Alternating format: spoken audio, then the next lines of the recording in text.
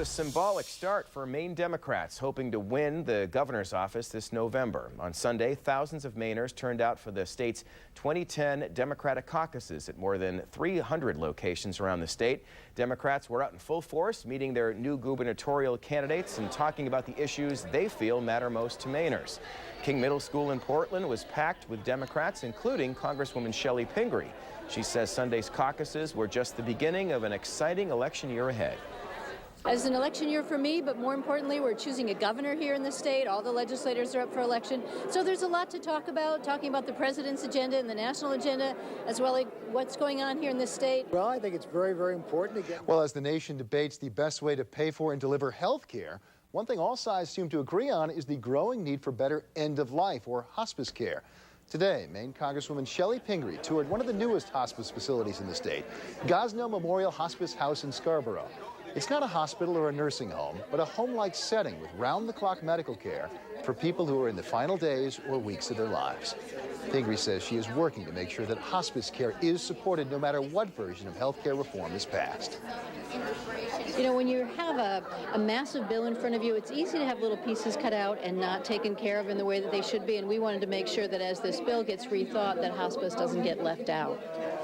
The Gosnell Memorial... Some Sanford residents are hoping a 2 decades-long wait may finally be coming to an end. They have been pushing for that long to clean up the polluted site on the new dam road.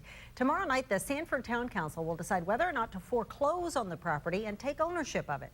Neighbors are hoping that'll pave the way for the cleanup to get started. NewsCenter's Chris Rose reports. The hope now is that if the town owns the land, it would be able to secure federal money to help with the cleanup. That has caught the attention of Congresswoman Chellie Pingree, who is looking into requesting funding. Now, this funding can't be requested until the town assumes ownership of the property.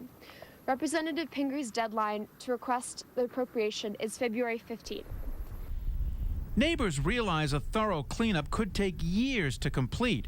Right now, all they're asking for is a start. A letter from former DEP. We tried several times to contact the owner of the land, but we have not been successful today. If the town does vote tomorrow night to seize the land, neighbors say Congresswoman Chellie Pingree has promised to ask lawmakers in D.C. for $600,000 to help remove some of the pollution. I'm Kate Barker. Greg will send it back to you. When he came into office, President Barack Obama vowed to stop the bleeding and introduced the Making Homes Affordable program, which forces big banks to renegotiate with homeowners to keep them from foreclosure. If this was set up to help people, it's not working.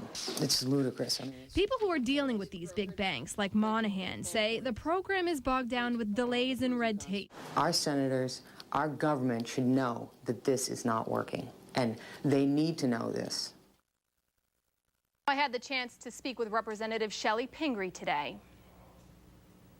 You know, that's exactly what we don't want to have happen. The reason this program was set up in the first place was to assist homeowners so that they didn't lose their home. We're going to do a little investigating about this week. We've heard some concerns about it, and if the mortgage brokers and bankers aren't finding it working for them, we want to go back and make some changes. Now, Senator Snow's office commented tonight, and she didn't hold back. In her response, she says, quote, although this Making Homes Affordable program is well intended, with a record 2.82 million homes having faced foreclosure in 2009, the program has thus far proven inadequate. The senior senator goes on to say this program is not accomplishing what it was established to do.